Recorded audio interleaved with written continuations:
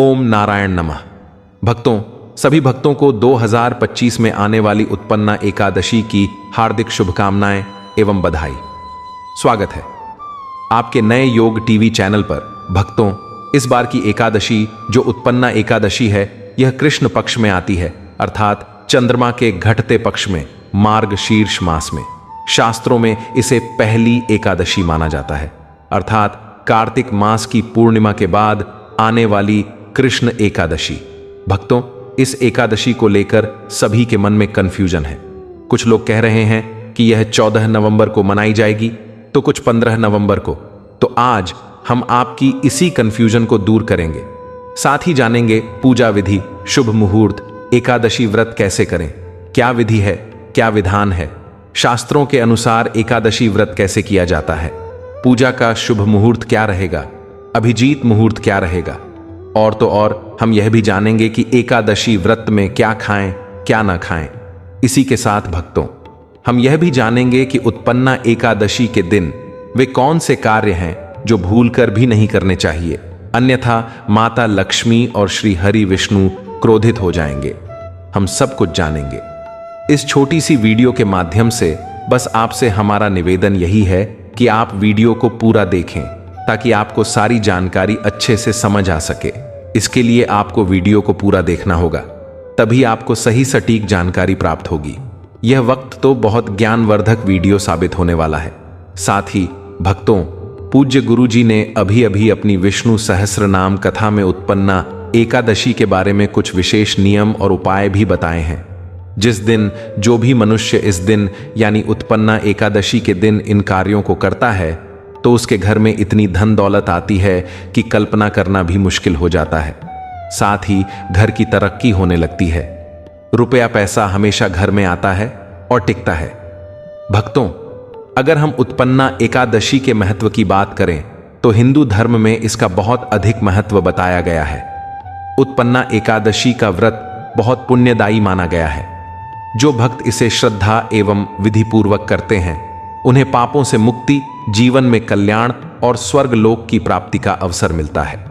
शास्त्रों में कहा गया है कि इस व्रत की शुरुआत से ही एकादशी व्रतों की श्रृंखला सुचारू रूप से चलती है, यानी यह व्रत श्रृंखला की आरंभिका मानी गई है। तो चलिए भक्तों, आपका ज्यादा समय बर्बाद न करते हुए जानकारी आरंभ करते हैं। लेकिन जानकारी आरंभ करने से पहले आपसे हाथ जोड़कर निवेदन है, अगर जानकारी आपको जरा सी भी अच्छी लगे, उपयोगी लगे, तो वीडियो को जरूर लाइक कीजिएगा, ताकि भगवान विष्णु और माता लक्ष्मी का आशीर्वाद आपको सीधे प्राप्त हो सके। और तो और, जो कोई भक्त इस वीडियो को पहली बार देख रहे हैं, जो हमारे चैनल पर पहली बार आए हैं, तो चैनल को सब्सक्राइब जरूर कर लीजिएगा, ताकि आने वाली नई वीडियो के नोटिफिकेशन आपको आसानी से प्राप्त हो सकें। इसी के साथ इस वीडियो को अपने करीबी रिश्तेदारों में भी शेयर कीजिएगा, ताकि और भी लोग इस जानकारी से लाभान्वित हो सकें। तो चलिए वक्त तो जान लेते हैं। सबसे पहले बात करते हैं उत्पन्ना एकादशी कब है और शुभ मुहूर्त क्या रहेगा। फिर हम इसकी पूजा विधि के बारे में जानेंगे। भक्तों, आपकी जानकारी के लिए बता दें कि उत्पन्ना एकादशी का व्रत भगवान श्री हरि विष्णु तथा माता लक्ष्मी की कृपा प्राप्त करने के लिए रखा जाता है। यह व्रत अत्यंत पवित्र और पुण्यदायक माना गया है, क्योंकि इसी दिन एकादशी देवी का जन्म हुआ था, जिन्होंने असुरों से देवताओं की रक्षा की थी। उत्पन्ना एकादशी मार्ग शीर्ष मास के कृष्ण पक्ष में आने वाली एकादशी है, जो पापों का नाश करने वाली और मोक्ष प्रदान करने वाली मानी जाती है। इस दिन श्रद्धा पूर्वक व्रत, उपवास, पूजा, भजन, कीर्तन तथा भगवान विष्णु के नाम का स्मरण करने से सभी कष्टों का नाश होता है और मनुष्य के पिछले जन्मों के पापों का क्षय हो जाता है। कहा गया है कि जो व्यक्ति इस व्रत को श्रद्धा और नियम पूर्वक करता है, उसे न केवल सांसारिक सुख संपत्ति मिलती है, बल्कि विष्णु लोक की प्राप्ति होती है। माता लक्ष्मी इस दिन अपने भक्तों के घर में स्थायी रूप से निवास करती हैं। इसलिए यह व्रत धन, सौभाग्य और समृद्धि की प्राप्ति के लिए भी विशेष रूप से फलदायी होता है। 2025 में उत्पन्ना एकादशी शनिवार 15 नवंबर को पड़ रही है। यह मार्गशीर्ष मास के कृष्ण पक्ष की एकादशी है। जिसे भगवान श्री हरि विष्णु और माता लक्ष्मी की कृपा प्राप्त करने वाला अत्यंत पवित्र व्रत माना जाता है। इस दिन भक्तजन सुबह ब्रह्म मुहूर्त में उठकर स्नान करके शुद्ध वस्त्र धारण करते हैं और भगवान विष्णु की विधि पूर्वक पूजा करते हैं। इस वर्ष उत्पन्ना एकादशी व्रत का शुभ आरंभ 15 नवंबर शनिवार की प्रातःकाल से किया जाएगा। पूजा का सबसे शुभ समय अभिजीत मुहूर्त रहेगा, जो प्रायः दिन में 11:45 से दोपहर 12:30 तक रहेगा। इस दौरान भगवान विष्णु की पूजा, मंत्र जाप और दीपदान करना अत्यंत मंगलकारी माना गया है। एकादशी तिथि का आरंभ 15 नवंबर 2025 को रात्रि 12:49 से होगा और इसका समापन 16 नवंबर 2025 को रात्रि 2:37 के आसपास होगा।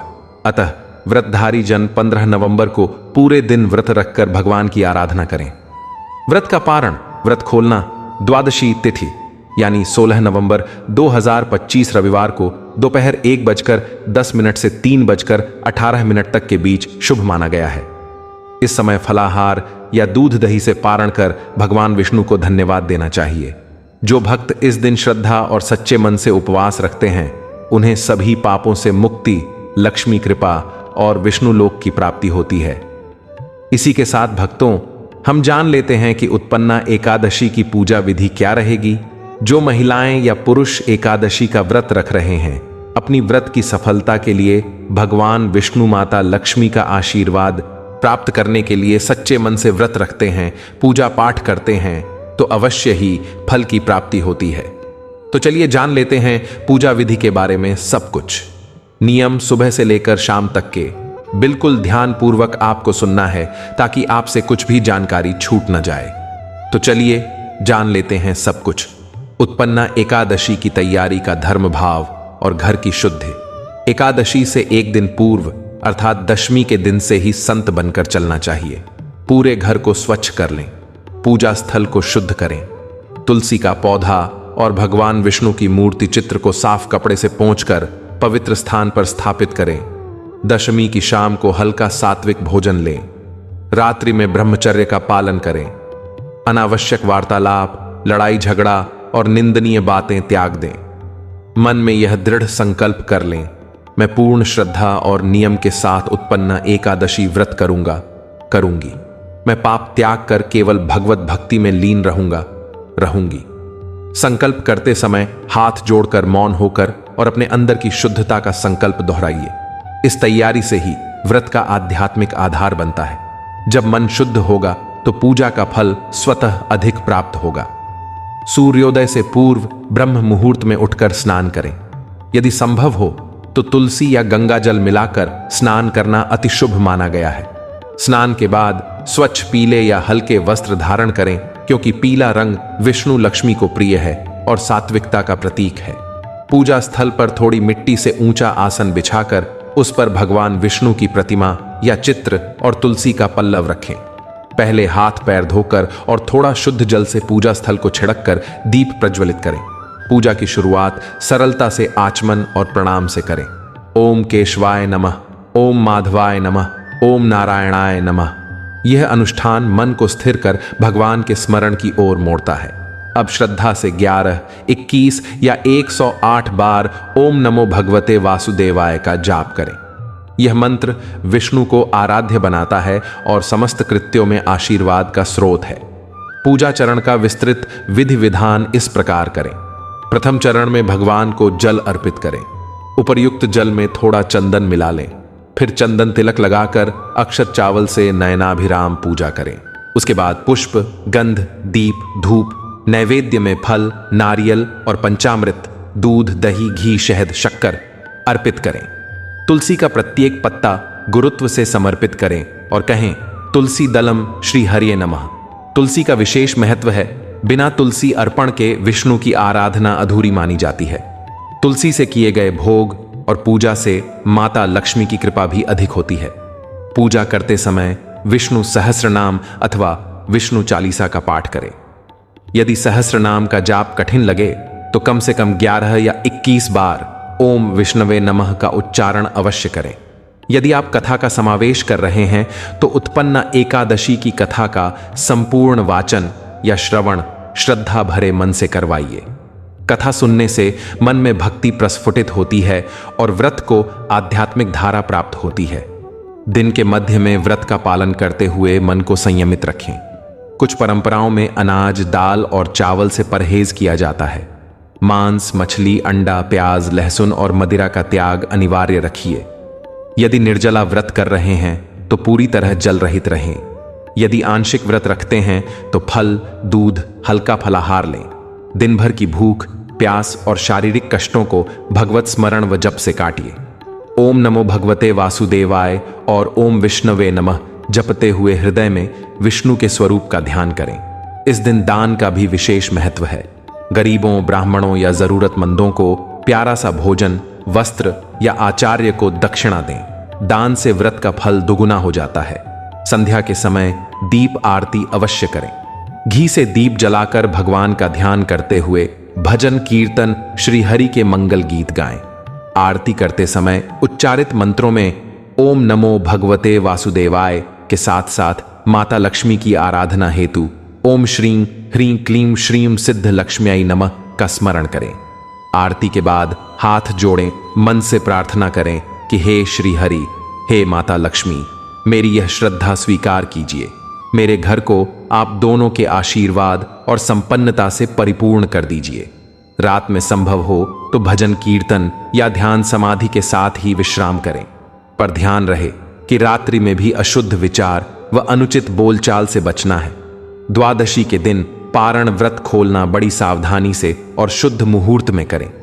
पारण से पूर्व प्रातः उठकर भगवान को जल, पुष्प और दीप अर्पित करें। फिर तुलसी अर्पण और प्रसाद ग्रहण करके ही भोजन आरंभ करें। पारण में हल्का सा सात्विक आहार ग्रहण करें। फल, दूध, दही, हलवा अथवा फलाहार, अनाज अथवा भारी भोजन का सेवन तब तक टालें जब तक पारण का उचित मुहूर्त न आ जाए। पारण का समय अपने पंचांग के अनुसार ग्रहण कीजिए और यदि पारण के समय ब्राह्मण या जरूरतमंद किसी के समक्ष दान दे सकें तो उस दान से व्रत पूर्णता को प्राप्त होगा। पारण करते समय श्री हरि का स्मरण करते हुए धन्यवाद प्रकट कीजिए। धन्यवाद श्री हरि, आपने मुझे यह संयम और भक्ति का अवसर दिया। अंत में व्रत के नियमों और उपदेशों का सार यह है। उत्पन्ना एकादशी का व्रत केवल भोग त्याग का नाम नहीं, यह आत्मा की शुद्धि, मन का संयम और ईश्वर समर्पण का मार्ग है। इस व्रत का उद्देश्य हमारे अंदर के लोभ, क्रोध, अहंकार और अधर्म को मिटाकर प्रेम, करुणा और सच्चे जीवन मूल्यों को जन्म देना है। जो भक्त सच्चे मन से निष्ठा और नियम के साथ इस व्रत को करता है, भगवान विष्णु और माता लक्ष्मी की दृढ़ कृपा प्राप्त कर धर्म, अर्थ और काम तीनों में सिद्धि पाता है। भक्तों, अगर आपके मन में यह प्रश्न है कि इस व्रत को कौन रख सकता है और इससे क्या होता है, तो आपके इन सवालों के भी उत्तर हम आपको इस वीडियो में देने जा रहे हैं। प्रिय भक्तों, जैसा कि हम आपको बता दें कि उत्पन्ना एकादशी का व्रत स्त्री और पुरुष दोनों ही श्रद्धा एवं भक्ति भाव से रखते हैं। यह व्रत उस समय रखा जाता है जब जीवन में नकारात्मकता, मानसिक तनाव, पापों का बोझ या धन संपत्ति की कमी महसूस होती है। कहते हैं इस दिन व्रत रखने वाला व्यक्ति भगवान श्री हरि विष्णु की विशेष कृपा प्राप्त करता है और उसके जीवन के सभी दुख मिट जाते हैं।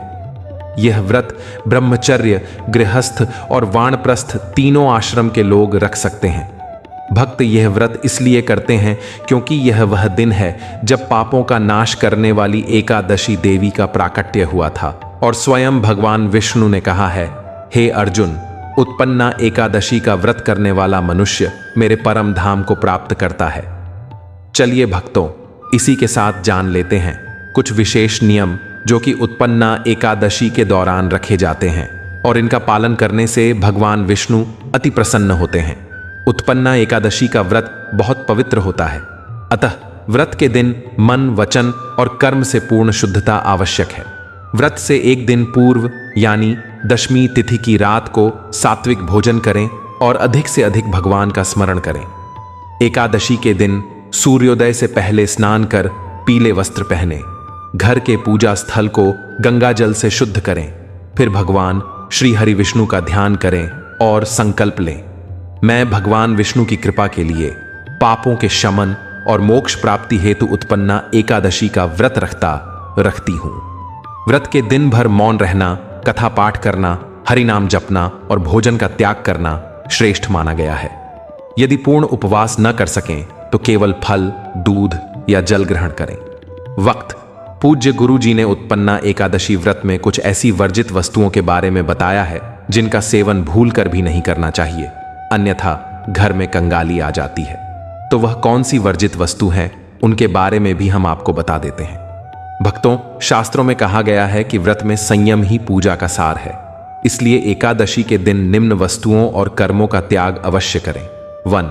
अनाज, दाल, चावल, गेहूं, मांस, लहसुन, प्याज, बैंगन, मसूर, चना, सूखी फलियां और शराब जैसी चीजें पूर्ण रूप से वर्जित हैं।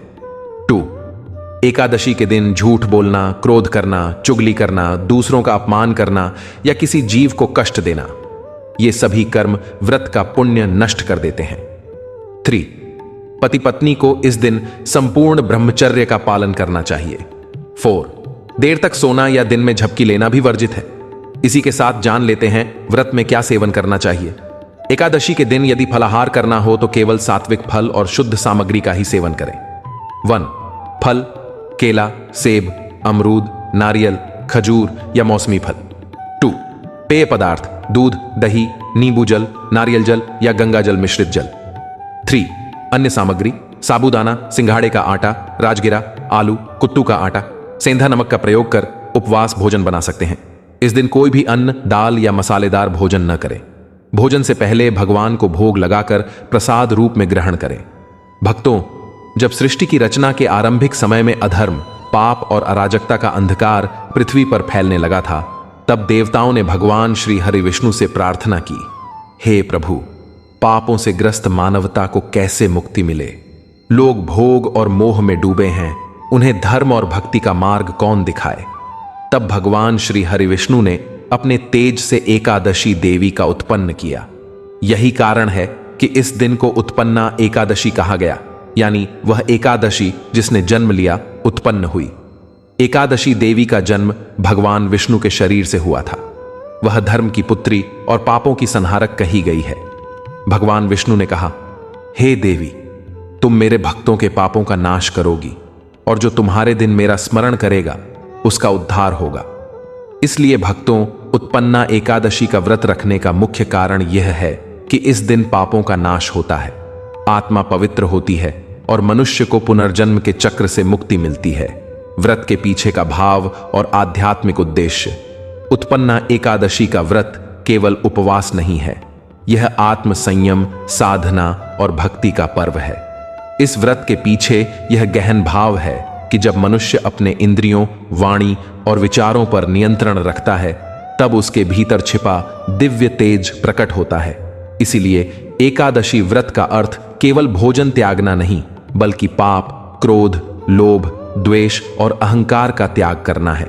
इस दिन व्रत रखने से व्यक्ति के पूर्वजों को तृप्ति मिलती है, देवता प्रसन्न होते हैं और स्वयं भगवान विष्णु भक्त के जीवन में प्रवेश कर लेते हैं। शास्त्रों में कहा गया है, एकादशी व्रत सर्वश्रेष्ठ है। यह सभी तीर्थों से बढ़कर और यज्ञों से भी श्रेष्ठ है। इसलिए इस दिन भूलकर भी व्रतधारी को कुछ विशेष गलतियां हैं जिन्हें करने से बचना चाहिए, अन्यथा व्रत का कोई फल प्राप्त नहीं होता, उल्टा पाप लग जाता है।